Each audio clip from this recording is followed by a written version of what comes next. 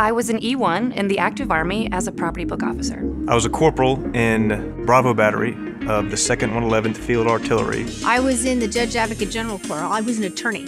Well, I was a Petty Officer First Class in the United States Navy. I was a Sergeant of Marines at Miramar Base in San Diego, California.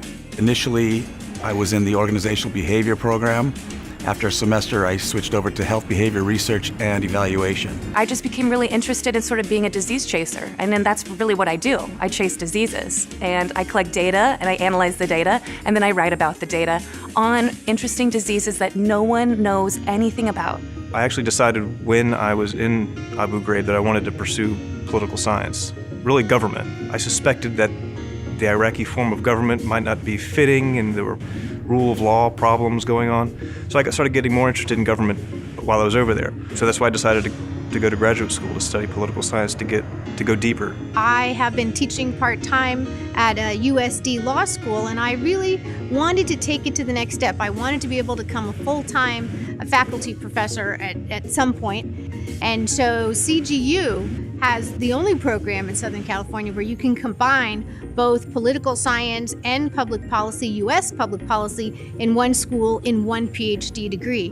What finally brought me to Claremont Graduate University was that I was looking for a school that I wouldn't get lost in. I was looking for a school that I could make personal connections with.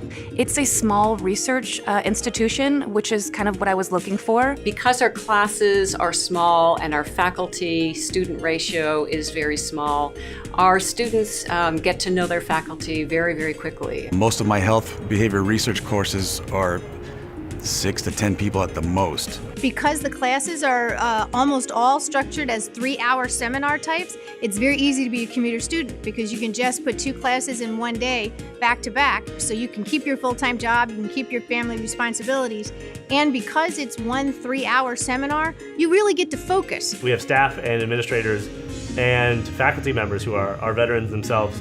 We have alumni who are also veterans from CGU who work at some of these other institutions, and so it's a lot broader of a network than even as it seems. CGU has the largest population of student veterans currently of any of the colleges, and then when you move into the alumni ranks, the network just continues to build and build. It's like a giant brotherhood and sisterhood no matter where you go. I met veterans in the first semester, and I've been hanging out with them ever since. It's a really small community that supports each other, regardless of where you come from or what you're studying. So it's a small, happy place. I'm an hour and a half away from anything I could possibly imagine doing.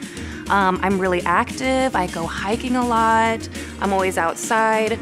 And it's really fun here. In Southern California, I don't even have to look at the weather. I like to camp. I have an off-road motorcycle, and they have trails all through the mountains, beautiful views, perfect weather all the time, incredible beaches. We're not right in the thick of LA. We're actually just on the edge between San Bernardino County and LA County. And there are a number of military bases in the area, such as 29 Palms and also in San Diego. So the GI Bill provides tuition support, and under the post 9/11 GI Bill, additional housing for books and expenses for school, as well as a housing allowance. CGU as an institution on a per year basis is more expensive than what the VA would normally pay out.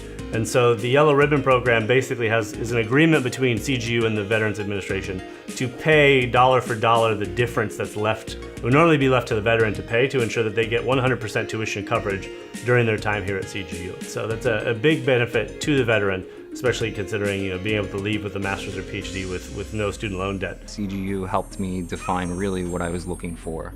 I came in looking to just be a college educator.